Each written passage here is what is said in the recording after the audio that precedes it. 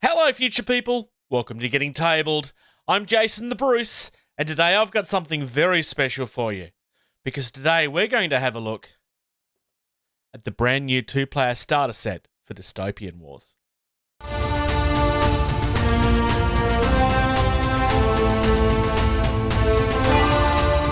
First things first, a massive shout out to one of our Patreons. Chris, thank you very much.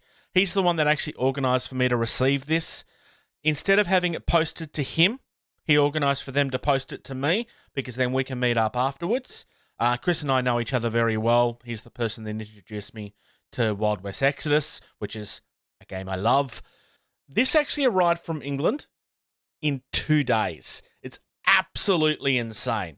I can't even get things posted from Australia in that time. It's absolutely insane. Very, very pleased to be looking at this very early. Let's get down. Let's have a look. Let's see how this compares to the Wild West Exodus set that we looked at last year, and how it compares to the previous Dystopian Wars that we looked at as well. All right, and here we are with the actual box itself. Now, we have seen a preview of this box art before. We did have a look at the reveal news on the podcast initially, but in person, I mean, this is just absolutely phenomenal. I think as far as models is concerned, these are what I'm most excited to get a look at, because these are the things that really screamed at me. I mean, how could they not? I mean, they're giant airships. Come on, how could you not get excited about that? The plane design over here, I really love these as well. It really does capture Dystopian Wars really well. The mixture of the air and the sea. Actually getting that mixture in the game again is something really important. I mean, we have had like little snippets here and there, but actually getting it all in one like this, I really, really love this piece of artwork. Really, really love this. On the bottom, as you would expect, it's the similar sort of layout that we're used to from War Cradle now. So we've got one of our fleets over here with all of the airships and boats over here. And we've got another one over here with our awesome planes and our boats over here. Our usual tokens. We get a layout of everything that comes in the box. This is quite a weighty box. And for a box that's essentially all hard plastic, the fact that this is quite weighty really should say something. Now, this is not replacing the old box.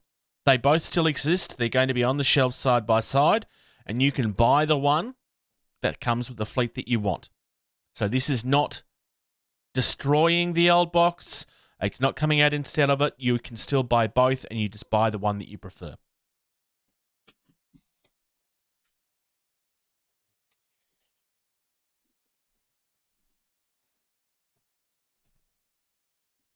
So the slipcase comes off to reveal the same sort of logo that we're familiar with now. I love the way that they do these. It's just a really nice unboxing experience. And then off we come. New box smell. So looking at our condition tokens here, we do get 2 sets of these. So if you're splitting this with a friend, it is very easy. You get one each. It comes on, I want to say 2 mil. It's either 2 or 3 mil card here. Nice. Clear detail. We also have the rulebook as well. This is the proper rulebook. This is the way that it comes. It has been updated a little bit. The big evidence of this is that if I go into the very, very center of the book, we get the box work. We get the art cover from the front of the box in its full glory. Loving that. So, nice detail. It goes through all of the rules. This is available on their website as well if you would like a copy for yourself. If you want to read the rules before you buy things, you can actually do that. We then get into some more missions about the dystopian age itself. So if you want to learn more about the lore, and then we go through the factions that are involved in this game. So, keeping in mind that the factions involved in Dystopian Wars are not exactly the same as the factions involved in Wild West Exodus. One thing I really do like about this, when you're coming across the next faction, the artwork that they use is artwork that you can find on the front of those faction boxes. I really like that because it means that if this is the faction that you want, you already have something to go looking for without having to read each and every box name. You can just look for the piece of artwork and there's oh, yep, that was the one that I want. So that's going to make it a lot easier for new players as well. And they do that with each of them. I really, really like what they've done here. I am just skimming through. Like I said, this is available on their website if you would like to get a copy of it. This, however, is the thing specific for this. So, the Sturginium Skies campaign will take you through games to start with these two factions. Talks about the actual lore behind the campaign itself. And then we're going into how to build the actual pieces. Now, here's the thing that I really, really like. Not only are they telling you what pieces are, which is obviously important, but it also tells you exactly which sprue it is that you're getting these pieces from. It solves a lot of confusion. I don't know if they've always done this. It's just the first time that I've noticed it. So if this is new, I praise them for making this change. If I've just not noticed this before, then I guess I need to look harder in the future. Again, I've been through this myself already. All of the builds on these seem fairly straightforward, honestly. There's nothing in this that really screams as something that's going to be too hard for new players, which is good because that is something you need to keep in mind with two-player starter sets, is that it will be new players and hopefully people brand new to the hobby as well. Every two-player starter set is somebody's very first two-player starter set. So it's good that companies are keeping in mind that. Then we're going through the special rule for each of the ships that are involved and that you can build as well. This has been laid out really, really nicely. It's not too thick. It's all nice and detailed. The missions are quite nice as well. With the first encounter, the Crown have a couple of specific ships that you have to try and destroy if you're playing as the Imperium, or the Imperium just need to get off the board edges to win. This one is a little bit more straightforward. You're both starting at an even keel on this one. It's still the same way. Imperium need to destroy the Toronto ships, otherwise the Crown wins. But on this one, it's a little bit more even keel. Then exactly the same two missions, but flipped the other way around, which is nice. So rather than the Toronto, it's the Crown that have to destroy the Stark Imperium ships. And then same over here, but again, even keel. And this last one is a much more standard battle as you would expect. This is basically going with victory points and so on and so forth. And then at the end of that, we get a nice quick start guide. Quick references, how to do everything. Really, really nice. They've done well on this.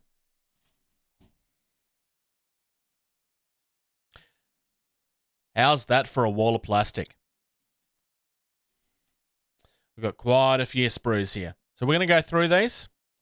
Amongst this, we've also got bases and so forth. I will come back to those at the end of the video. So our first three sprues are all the same. So I'm only going to look at the first one.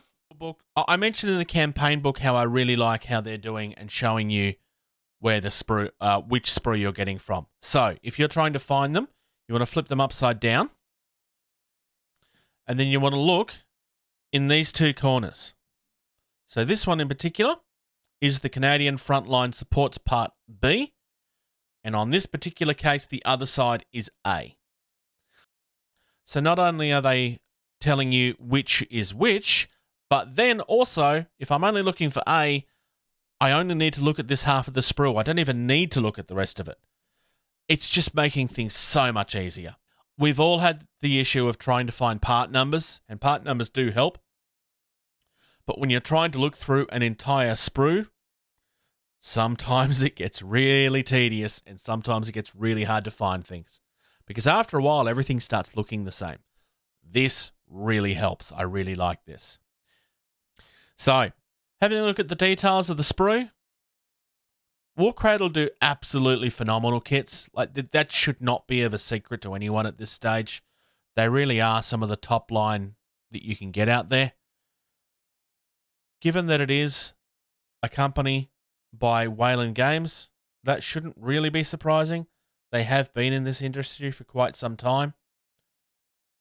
They have some really, really nice stuff, and this is really among it. I do like the rivets and everything.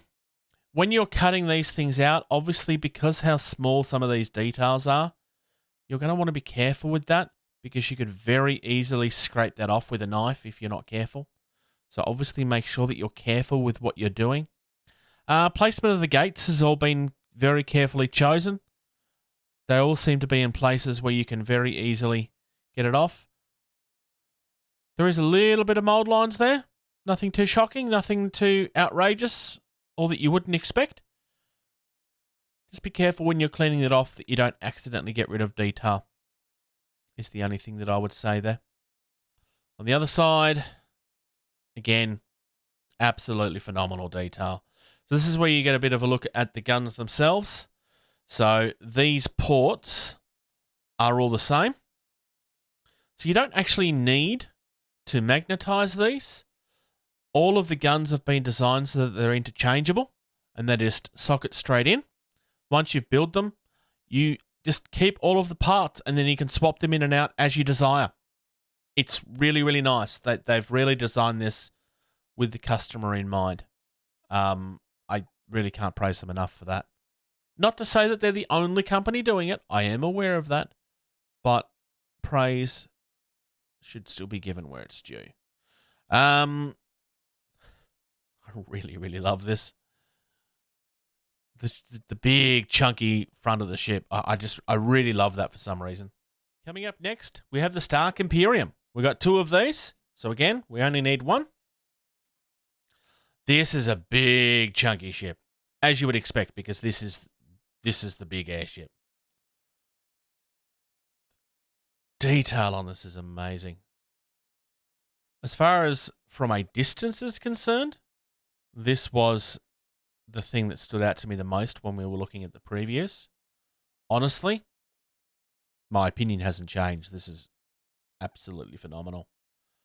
I love the grid work and everything on this with your planes. Just really, really nice. I will not be building this, just for the record. This kit does not belong to me. This belongs to a friend that has sent me this. But as far as the quality of the ship is concerned, there's nothing on this that doesn't scream easiness. All of the parts seem to go together quite well. The instructions looked like they were nice and easy. We shouldn't have any problems there whatsoever, quite frankly. This is just amazing detail. Like the detail on the outside of the Stark Imperium is just really, really nice.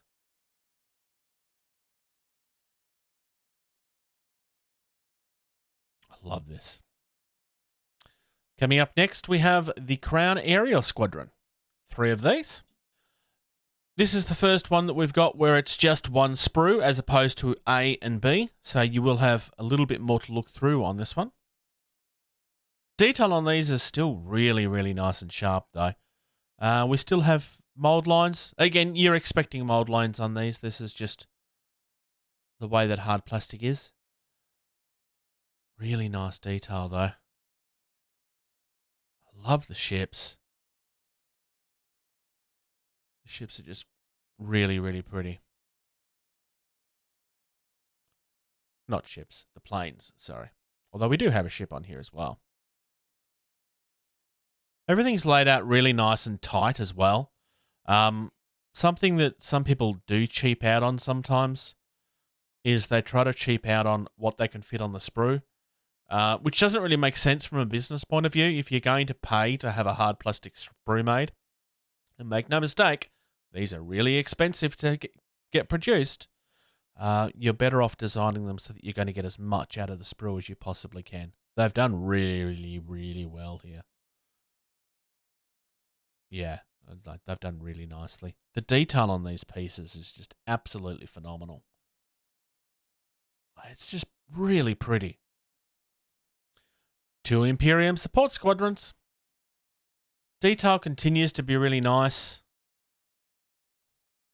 Loving the tram tracks. This is one of the things with the Imperium that they all of their ships are kind of designed and like their weapons come on and off on a railway system. It's really, really unique idea. I really do love it though. And you'll notice that it's on quite a few of their hulls. And this is what these actually are. A bit of a closer look at some of those tokens there. A lot of this is underside. Not all of it. But the detail on everything just really, really does stand out. Like, there's really no... Like, I haven't come across anything on this yet that was like, like, there's been none of that at all. It's all been really, really nice. This individual plane is interesting. I wonder where that belongs. There's actually 2 individual planes, and I think they go here. Not 100% sure. I'm not 100% sure exactly where they go. It's either that or they go here. 2 Imperium air squadrons. So this is another one that's a part A and part B again. So again, makes it easier. You don't have to go through everything. The mixing up of the sprue. Everything seems to fit really nicely, which I really like.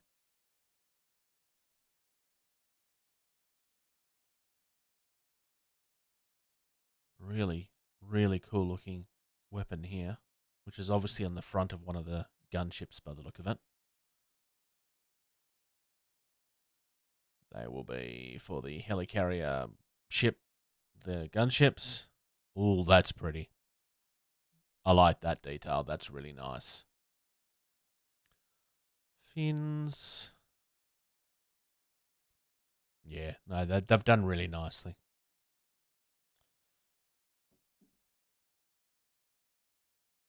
Here's the thing I like about these gunships. They don't just feel like they're smaller versions of the big one that we looked at earlier.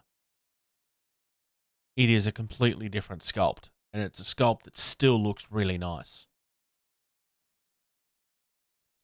So it's not just like, this isn't just a shrunken version of that. You can still see that they're designed by the same people, but they genuinely look like they've been built differently. The ideas are the same. You've got similar structural bits, but it's not just, well, we've done this and we just need to do this bigger. This has very clearly been designed in a way that is different. I like that. It still feels like it belongs together, but they're the same but different. I like that. Giant cannons. I mean, how can you not want giant cannons? Yeah. Like, this stuff is just this looks like a mouse icon, and it's like indicating that you've got a right click. Just noticing small things. So here we have all of the bases. Lots of different sizes. Really nice detail on the waves here. This indent here is for the flight stand, which means that you still get all of that really nice detail, but without the problem of the flight stand not fitting. I really like that. On the bottom's just kind of boring because, of course, there's nothing to do with the bottom.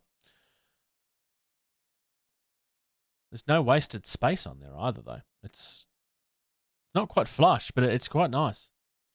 You've got choices when it comes to your flight stands, which is nice because not everybody likes the new curved ones. Some people prefer the straight ones. I like both. It just comes down to what you prefer, I think. Different connection points for different ships. And then this fits within the indent. Size up is the same, just a little bigger. That is bigger. So that is the same size. The waves are still all in the same design as everybody. You're not having this issue with, like, if there was just to make it bigger, then the waves don't look like they belong together. They all look like they come from the same ocean. I really like that. Got a little bit of variation in size on this one as well, which is nice, because if it's a bigger surface area, you would expect to find some larger waves. And a really nice base design. I really like it. 4 bags of dice. The fact that you get 2 different sizes of dice is interesting. I guess the benefit of that is it means that you can quickly tell that you're picking up the right one. That's definitely a benefit to this. And the fact that you've got 2 sets of each is really important because, again, most people are going to be splitting this box with friends. I like the fact that they've done it. 2 decks of cards. These are part of the mechanics of the games. So you've got your Valor and your Victory here. So again, 1 each, which is very important. And then finally, we have our token thing here, which is designed for the game. You only get 1 of these. So this is the only thing that you'll have to be sharing between each other. Though it's probably not that big of a deal, honestly, because you can't exactly play this game by yourself anyway. So these 2 go together to create a longer ruler. This is a games template for certain shots. And that is a turning template. Very similar to the one that I am designing for the Secret project. So there you go. That's the new Sturginium Skies box set from Dystopian Wars. Thank you again to Chris, who organised for this to be shipped to my house instead of his own. I very much do appreciate that. It means that I can unbox it for you. And thank you to the people at War Cradle that organised to get it out early to me so that this unboxing can come out on time and help drum up some excitement. If you've never looked at Dystopian Wars, this is a really good way in. It's a really affordable and quite really good value for money box. You're getting a lot in this box for the money. Like, that's a huge amount of stuff. If you're an older player that's trying to get back in, then I think it's probably time that you do. The stuff that you're getting in these boxes are absolutely phenomenal. It's really, really worth your time. You've made it through to the end of another video.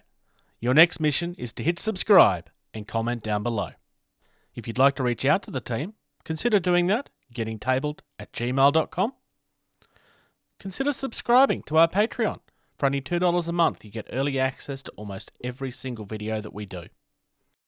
Our most active social media is facebook.com/gettingtabled. It's where you'll find everything first. There's also a Discord. There's an invite on screen right now. If you type that in, it'll give you instant access. If you're on Twitter or Instagram, you can find us at gettingtabled.